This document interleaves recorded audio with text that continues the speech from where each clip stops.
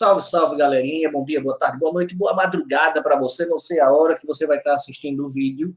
A gente vai conversar um pouquinho agora sobre população mundial, tá? Imaginem, somos mais de 7 bilhões de pessoas há um bom tempo já, e a tendência é que a gente continue tendo esse crescimento vertiginoso no Oriente, mas desacelerado no Ocidente. O ponto é que, quando a gente pensa no nascimento de uma criança, quando a gente imagina uma nova pessoa vindo ao mundo, a gente vai ter uma série de ideias. A alegria pelo filho que está nascendo, a alegria por ser mais um parente, ou a angústia, o desespero para alguns, porque não sabem como vão criar o seu filho. Se, por um lado, o nascimento de uma criança é uma bênção, é uma graça, é um prêmio, por outro lado, quando mais uma criança nasce em uma família, ou quando mais uma mulher tem um filho que não foi planejado, que não foi proposto, algumas situações negativas podem vir a acontecer. O importante é a gente entender que todas as vezes que a gente fala de população mundial, quando a gente vai falar de vida, a gente tem que entender que esse conceito, demograficamente, ele faz uma alusão ao número total de humanos que vivem no planeta Terra. Até onde a gente sabe, ninguém veio do futuro para dizer, olha, estamos aqui em Marte. Tá? Esse número total, ele vai trazer aspectos e características que são nossas, de ação e de degradação ao meio. Essas ações, para com a própria população mundial, para com o meio, vão ter algumas situações à frente, vão ter alguns cargos ou encargos à frente, nós iremos conversar um pouquinho mais. De toda sorte, é bom a gente recordar que no ano de 1972, lá em Estocolmo, foi trabalhado sobre o conceito da população mundial, foi trabalhado quais eram os problemas que teriam de ser solucionados, teriam que ser enfrentados para mitigar ou resolver de forma definitiva esse aumento vertiginoso que estava acontecendo sobre a população mundial. E venhamos e convenhamos, resolver esse número, esses mais de 7 bilhões, não é uma tarefa fácil. A gente tem uma série de problemas aí em que a ação política, a ação social, a ação instrutiva educacional tem que permear-se, tem que conversar, porque não basta nós termos tecnologia que temos, não basta nós termos riqueza, o mundo é rico. Não, não basta. A gente precisa conversar enquanto sociedade mundial para resolver um grave problema. Enquanto uma parte da população mundial, minúscula, se alimenta e vive muito bem, uma grande parcela da mesma população passa fome, é privado de direitos, vive ao léu, e a gente tem que se imaginar na situação dos menos favorecidos. Quando falarmos de população, vamos só recordar alguns conceitos. O crescimento populacional, que é aquela relação entre o número de nascidos e os que perderam a vida, esse crescimento vegetativo, ele acontece e é analisado diariamente, estatisticamente, para que a gente possa definir políticas públicas de combate a problemas ligados à mortalidade infantil ou problemas econômicos, como, por exemplo, a questão da aposentadoria. O número de habitantes por quilômetro quadrado vai receber um nome, tá? É população relativa ou densidade demográfica. Relativa por quê? Porque vai ser pego um valor específico, uma área específica, e vai se calcular aquele espaço. Já quando a gente observa a população total de uma região, Brasil, um país, então nós vamos chamar de população absoluta. Tá? A gente observa um espaço geográfico delimitado, um espaço muito bem caracterizado e vai apresentar as suas características. A população, ela corresponde ao contingente de pessoas que ocupam um determinado espaço, nisso que a gente chama de espaço geográfico. Essa ocupação, ela vai variar, ela é diferente em relação a etnias, em relação a grupos, em relação às regiões que podem ser rurais, urbanas. Então, existem características que são distintas e cada caracterização dessa vai ter um pormenor, uma observação que tem que ser cuidadosamente analisada. olhando a população e o seu crescimento ao longo da história, velho, basta a gente imaginar que mais ou menos há 2.000 anos atrás, a população mundial ela não conseguia chegar acima de 250 milhões de habitantes. Esse crescimento ele era muito letárgico. Vamos colocar no nosso cabeção que essa população, basicamente, ela era rural. Técnicas rudimentares, degradavam de maneira mais rápida o solo, eram mais esparçados, então não existia um crescimento tão rápido. Não posso dizer que não eram famílias grandes. As famílias elas eram grandes, mas por serem esparçados, a gente vai dar um desconto aí, arrumadinho, bonitinho. Há mais ou menos 500 anos, a população mundial já tinha saltado de 250 milhões, um pouco mais, um pouco menos, para 450 milhões de habitantes. Já é um pulo aí bem interessante, bem bacana. O que é que causou esse aumento? As técnicas, o avanço dessas técnicas, a conquista de terras mais distantes e mais produtivas, as doenças que se proliferaram, elas conseguiram ser combatidas através da ciência. Essa ciência, ela conseguiu trabalhar em benefício da medicina, mas também em benefício da marinha, em benefício da agricultura. Os processos científicos tecnológicos determinaram e foram preponderantes para que esse crescimento acelerado da população do planeta se construísse de maneira clara. Já no início do século XIX, a gente tem um salto, um boom, para uma população de quase, ou mais ou menos, 1 bilhão de habitantes. E o que é que causou isso? A Revolução Industrial. Quando, lá na Inglaterra, as pessoas começam a migrar para os centros urbanos devido à indústria que havia se instalado lá, a gente começa a ter um acúmulo de pessoas, uma redução do tempo, porque o movimento era mais acelerado, as atividades eram mais aceleradas, as pessoas precisavam ter mais filhos, porque a empresa, a indústria, cobrava a existência de novos funcionários, de novos filhos, e a manutenção dentro das cidades é uma manutenção cara. A vida urbana, já naquela época, era uma vida mais cara se comparada com a vida rural. Então, essas características fazem com que a população mundial ela exploda, ou vamos dizer, a gente tem uma pequena explosão, sai de 450 milhões para 1 bilhão de habitantes. Já é um ponto importante.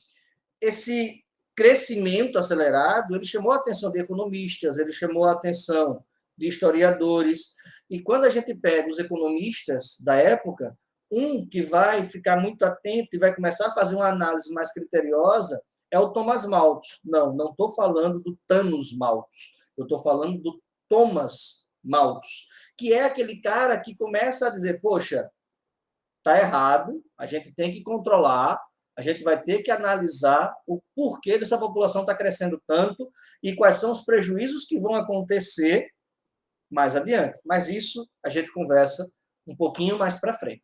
Tá? Saímos do final do século XIX, pegamos todo o século XX, e aí a gente vai lá para a década de 1970 do século XX. Velho, a população já chegou a 4 bilhões de habitantes. Já tem gente para dedéu saindo pelos ouvidos. Já tem gente fuçando o planeta todo, correndo atrás de tudo, querendo extrair a maior quantidade de recursos possível. As inovações tecnológicas estão bombando, a gente tem invenções aparecendo a todo instante. Cada pessoa que vai trazendo uma solução mais rápida, porque a população urbana necessita de atividades mais rápidas. Então, o padrão de vida, que é o padrão de vida mais urbano e de países mais desenvolvidos, como os países da Europa Ocidental, como os Estados Unidos, como o Canadá, como o próprio Japão, já na década de 70, exige esse dinamismo, exige esse desenvolvimento. Além disso, a gente está vivendo o grande período da Guerra Fria. Então, essa guerra fez com que países capitalistas brigassem com países socialistas, vamos colocar os dois pilares de cada lado, Estados Unidos contra a União das Repúblicas Socialistas Soviéticas, a União Soviética, como nós conhecemos, brigando o tempo todo para ver quem comanda o mundo e quem é mais inovador, quem consegue vencer essa batalha. Deu Estados Unidos, e eles apresentaram um modo de vida americano, um jeito de vida americano para se viver no planeta.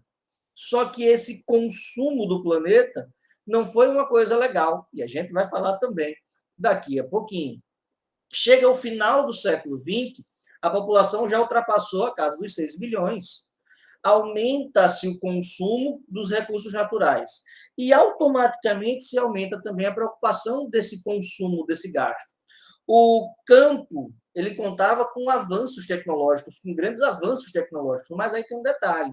A desigualdade da distribuição de renda, a desigualdade da distribuição de alimentos, elevou o nível da pobreza. Então, não bastavam ser 6 bilhões de pessoas. Nós tínhamos 6 bilhões de pessoas, das quais uma grande parcela tinha tido uma elevada taxa de pobreza nas suas características. Então, a gente tem um número de pessoas excluídas no planeta que vem se alargando, se aumentando dia após dia. Para que a gente possa entender quantas pessoas crescem, quanto aumenta o número de habitantes, quanto se aumenta o número de pobres, a gente tem que fazer uma análise através de dados estatísticos. Aqui no Brasil, por exemplo, nós utilizamos o censo e realizamos, a cada 10 anos, o recenseamento, que é a coleta de dados estatísticos, a coleta de dados da população, para se checar em que áreas o governo deve agir, em que áreas as entidades devem trabalhar mais, qual é o padrão de vida dos cidadãos, qual é o número de nascimentos que vem ocorrendo ao longo do ano, qual o número de mortes que vem ocorrendo ao longo do ano. Então, essas ideias, essas formas de apresentação, elas são necessárias para que a gente possa trabalhar e priorizar políticas públicas, por exemplo. Como é que eu vou saber se uma região ela está igual ao último censo, se ela melhorou em relação ao último censo ou se ela teve uma degradação em relação ao último censo? Se fazendo um novo censo, se analisando se aquela população, ela estatisticamente aumentou muito, se aquela população, no que diz respeito ao referencial escolar, taxa de analfabetismo, ela teve uma melhora e reduziu essa taxa, se o número de habitantes naquela região conseguiu acessar a escola com mais facilidade, acessar a universidade com mais facilidade. Só o censo vai nos permitir essa avaliação e essa caracterização. Então, para saber o número de nascidos, por exemplo, é uma continha fácil. Tá? Eu vou pegar o total de nascimentos, multiplicar por 1.000 e dividir pelo número de habitantes. A partir daí, a gente tem uma taxa, a gente vai ter um valor. Para saber o número de mortos, basicamente a mesma coisa. Total de mortos vezes 1.000 dividido pelo número de habitantes. É uma continha simples, um cálculozinho simples para que a gente tenha uma ideia. E o censo nos permite fazer isso, para saber se tem mais vidas ou se, infelizmente, tem mais mortes nessa brincadeira. E o crescimento vegetativo? Ora, número de nascidos menos o número de mortos. E aí você tem a taxa desse crescimento. O crescimento pode ser positivo, pode ser nulo, pode ser negativo. E aí é uma questão lógica. Se o crescimento é positivo, significa dizer que o número de nascimentos é muito maior, é muito superior ao número de mortos. Se é nulo, estão iguais ou relativamente iguais. E se, infelizmente, o número de mortos é maior, a gente vai ter um crescimento negativo. Esse número negativo, essa caracterização negativa, pode ocorrer por alguns fatores. Pode acontecer por motivos de guerra, pode acontecer porque a população de uma determinada região resolveu não mais ter filhos. Então, a taxa de fecundidade ela começa a ter uma redução aí importante. E as fases desse crescimento? Primeira fase, baixo crescimento demográfico, baixo crescimento das populações. Quando é que aconteceu isso? A gente vai ver lá nos primórdios, na origem da população mundial, até mais ou menos o século XVIII, como eu já havia falado há pouco. Esse crescimento populacional ele foi muito letárgico, ele foi extremamente lento em comparação aos anos posteriores, às fases posteriores. Tá? Já a segunda fase, fase 2, como vocês queiram chamar, pit stop 2, sei lá como é que vocês vão dizer, é o chamado elevado crescimento. O desenvolvimento científico está nas alturas, tecnologia está bombando, está diretamente relacionado com a revolução técnico-científica da primeira revolução industrial, estão ali conversando o tempo todo. É bom a gente estar atento que as revoluções industriais elas foram se realizando, elas foram acontecendo, houve uma melhoria na condição de vida, em especial na Europa, houve uma redução da taxa de mortalidade, primeiro na população da Europa, depois... Enquanto isso, nos outros continentes, esse crescimento ele continuou sendo lento, em especial devido à mortalidade infantil, por exemplo. Tá? Mas, quando a gente analisa o todo, e a gente vai ver a população europeia, e depois a população da América, pegando as 3 Américas, a população da Ásia, a população africana, a gente vai fazer a leitura do que se conheceu como explosão demográfica. Que é isso. Imagina uma população que cresce de uma maneira rápida, não esperada, nos centros urbanos. Uma grande explosão de pessoas que, de repente, estão enchendo os espaços e você não sabe o que resolver, porque vai precisar de escolas, vai precisar de emprego, vai precisar de mais hospitais para atender às demandas e necessidades desse povo todo. Já a terceira fase, o crescimento ou ele estagnou ou ele é muito baixo. Ele acontece posterior à Segunda Guerra Mundial. Vamos pegar logo no início da Segunda Guerra, a Europa estava dizimada. Tá? Então, a gente vai ter um problema sério naquele espaço. O crescimento demográfico ele vai acontecer, em especial, nos países subdesenvolvidos que são industrializados. Brasil, México, Argentina. Então, esses aí, que são o de indústria tardia, eles começaram a ter um crescimento urbano, um crescimento social maior. E está ligado também à questão da urbanização e o índice de tecnologias que são ofertadas à população desses espaços. O grande avanço médico, o grande avanço sanitário, científico, fez com que a população pós-guerra também encontrasse uma redução na taxa de mortalidade. Então, você tem uma ação direta da ciência, uma ação direta da medicina, uma ação direta de algo básico, que é o saneamento. Quando você coloca esgoto para ser tratado, você consegue eliminar, mitigar problemas de saúde pública, problemas de saúde básica, como cólera. Tá? Então, isso se resolve muito rápido. Além disso, os medicamentos eles começaram a ser difundidos, começaram a ser apresentados, começaram a ser utilizados pela população de maneira mais rápida, o que foi muito bom.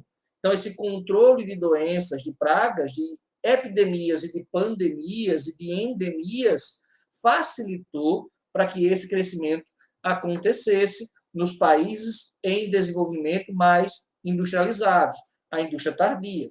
O envelhecimento da população europeia começou a entrar num estágio de transição demográfica.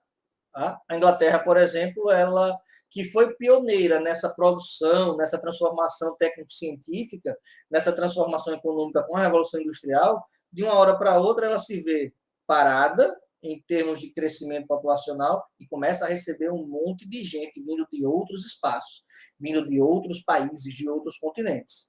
Tá? Então, esse crescimento para a Europa e para a Inglaterra vai ser também tratado com um outro olhar, porque imagina uma população que parou de crescer, mas que recebe um índice de imigração muito alto.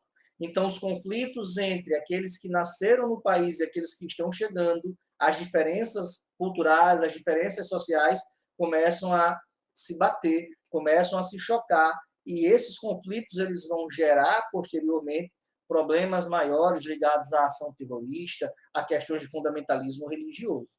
Tá?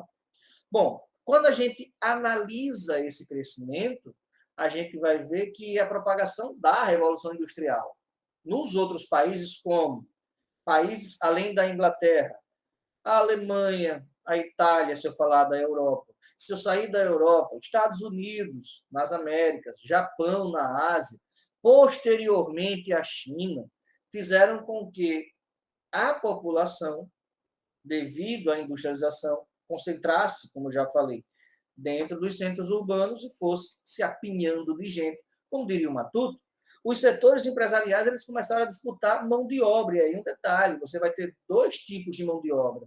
A mão de obra qualificada e a mão de obra barata. Para o setor industrial, para se trabalhar no setor industrial, mão de obra barata. Tá?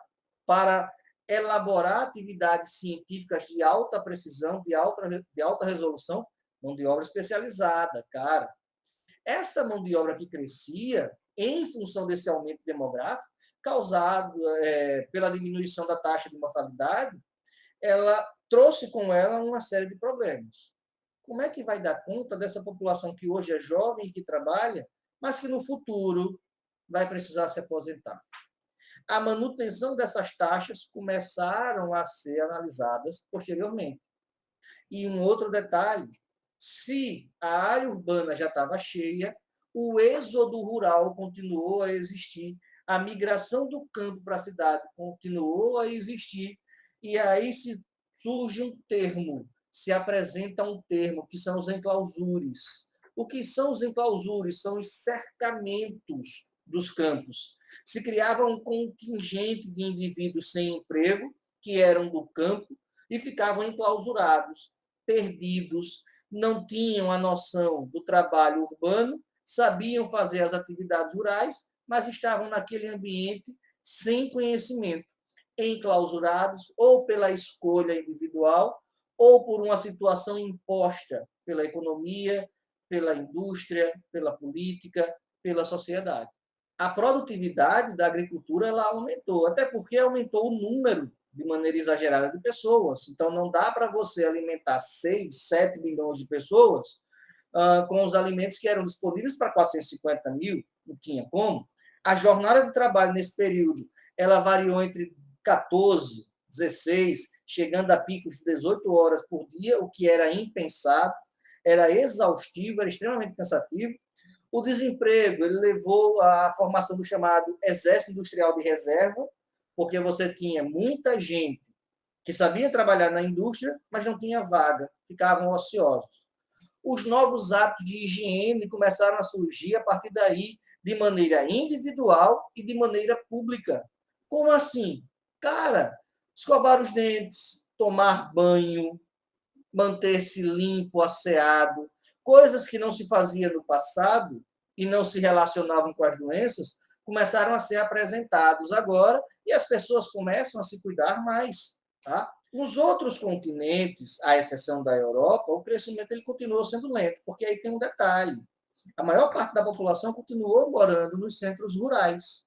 Os centros urbanos eles estavam ocupados, mas não em grande proporcionalidade. A gente só vai ter, por exemplo, no Brasil, a relação campo-cidade sendo modificada, onde a cidade tem mais habitantes do que o campo, a partir da década de 1970. Então, antes de 1970, a população, basicamente, ela era ruralizada. Então, ritmo era outro, a ação era outro, o trabalho era outro. Aí nós chegamos nas chamadas teorias demográficas. A primeira delas é a teoria malthusiana. Como eu tinha dito, não é o Thanos Malthus, não. É o Thomas Malthus. E o que é que essa teoria falava?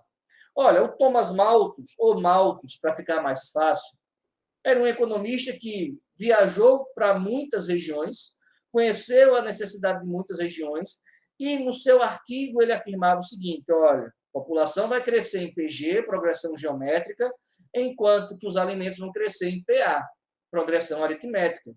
Nessa conta básica vai faltar comida. Se falta comida, o que é que vai acontecer com o povo? A gente vai ter alguns problemas aí, guerras, conflitos, mortes, devido à falta de alimentos. Qual foi a crítica feita em relação a essa tese, a esse artigo do Malthus? O Malthus ele não considerou o avanço técnico-científico. Ele não considerou o avanço na agricultura. Ele imaginou que a agricultura ela ia ficar estagnada, não ia aumentar as suas áreas de produção e não iriam ser criadas novas técnicas com o uso de pesticidas, infelizmente, de inseticidas, de novos adubos, e foi a utilização de tudo isso que fez com que a alimentação aumentasse. Ele não levou em conta que outras regiões com solos muito bons iriam aparecer. Ele não levou em conta, por exemplo, que os solos do Brasil iriam ser destacados para a agricultura. Lembrando, o Brasil é um dos grandes celeiros da agricultura mundial. Não que isso faça da nossa população uma população bem alimentada. Nos últimos tempos, nós estamos vendo pessoas passando fome, morrendo de fome e catando comida doidado na rua. A teoria neomalthusiana, ela vem com uma proposta um pouco diferente. Qual é a característica da teoria neomalthusiana?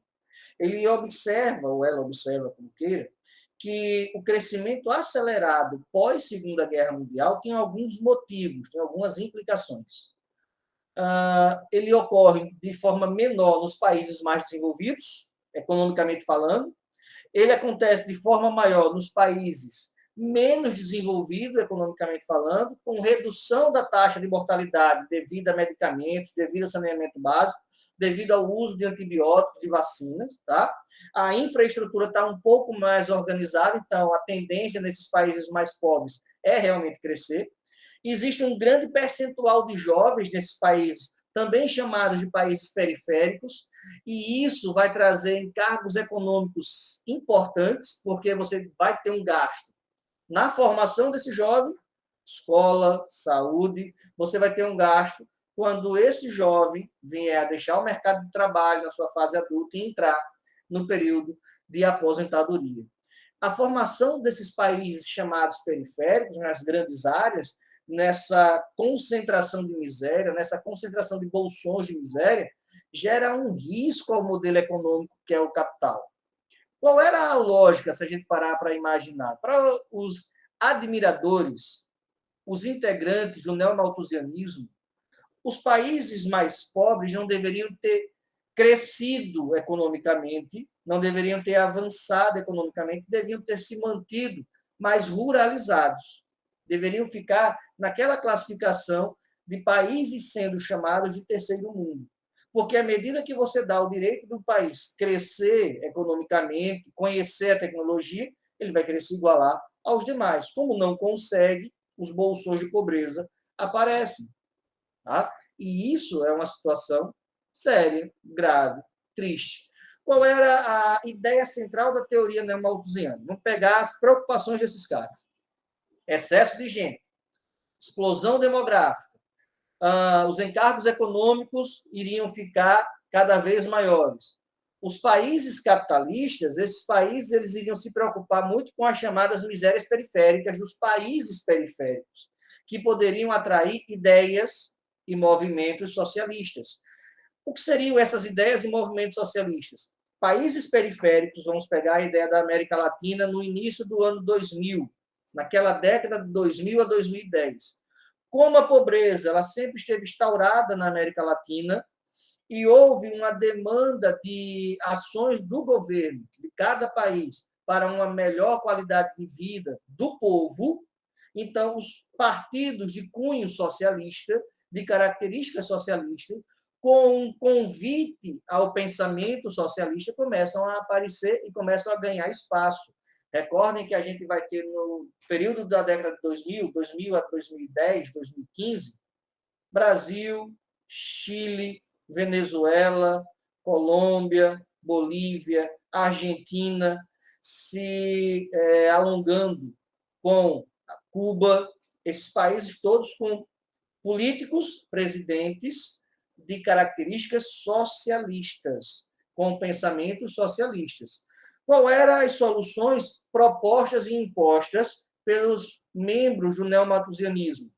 Controle da natalidade, não se deveria reprimir o aborto ilegal, deveria se deixar. Olha só que coisa.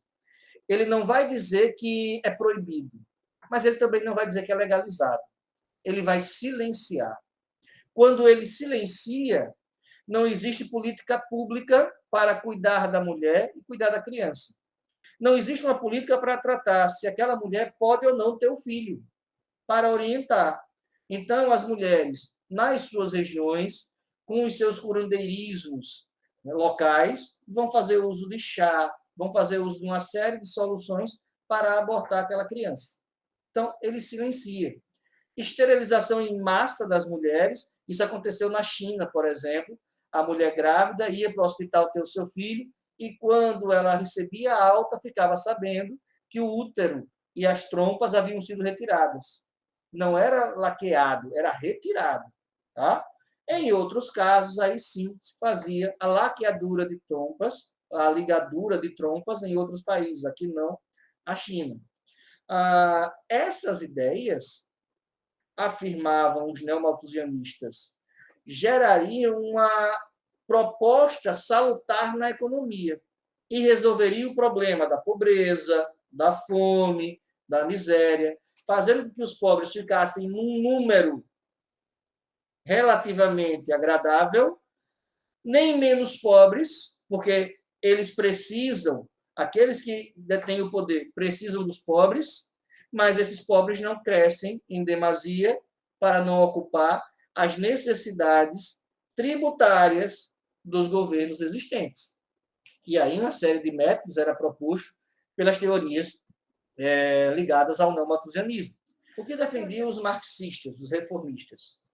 Uma necessidade de uma reforma socioeconômica rápida, urgente, que permitisse um elevado padrão de vida ou uma elevação daquele padrão existente no momento, melhoria na renda, na distribuição de renda, melhoria na distribuição de alimentos e aumento de escolaridade, porque automaticamente renda melhor, alimentos melhor, escolaridade num nível melhor, resulta num planejamento familiar melhor, que resulta numa redução do número de filhos, já que você apresenta um controle financeiro, social, um controle de famílias mais organizado. E aí o crescimento vegetativo ele vai ser equilibrado. Nem nasce demais, nem se morre demais. Você vai ter aquele chamado crescimento nulo, em que você tem um crescendo à medida do possível. Tá? Já a teoria ecomalthusiana, que é uma teoria mais recente, ela tem uma preocupação maior em relação ao excesso de pessoas no planeta e como esse excesso de pessoas no planeta vai degradar o meio. Porque quanto mais pessoas, todas no modelo capitalista, todas no modelo de consumo, todas numa necessidade de querer ter as coisas, quanto mais gente querendo ter, mais recursos naturais vão ser extraídos, vão ser retirados. E excesso de recursos naturais sendo retirados significa dizer que nós estamos esgotando mais rapidamente o país. Além disso, a gente vai ter um número cada vez maior de pessoas eliminando lixo, os ambientes periféricos, eles vão refletir cada vez mais essa exploração dos recursos naturais, a degradação vai ser cada vez maior e dificilmente vai se ter uma preocupação com os recursos renováveis. Hoje, por exemplo, nós estamos tendo uma dificuldade terrível com a questão da água, com a falta de água, as cabeceiras estão cada vez mais baixas e a conta de energia está cara para dedéu. Vixe, meu pai eterno, como está cara. Está cara de fazer a gente chorar. Como resolver isso? A nossa demanda, a nossa necessidade por esses recursos, ela vem aumentando diariamente, consideravelmente. Então, quando eu tenho um rápido crescimento populacional, em especial nos países mais pobres, nos países mais periféricos, esse consumo do meio, através do desmatamento, através das queimadas, através da degradação dos ecossistemas, sejam eles os equatoriais, sejam eles os tropicais, vão fazer com que o meio esgote-se. Se o controle de natalidade ele não surge, ele não aparece, para que o meio ele possa ser mantido e o patrimônio ambiental seja mantido, as gerações futuras não vão conseguir viver na mesma tranquilidade que a atual geração, que é a nossa geração. Então, a gente tem aí uma briga.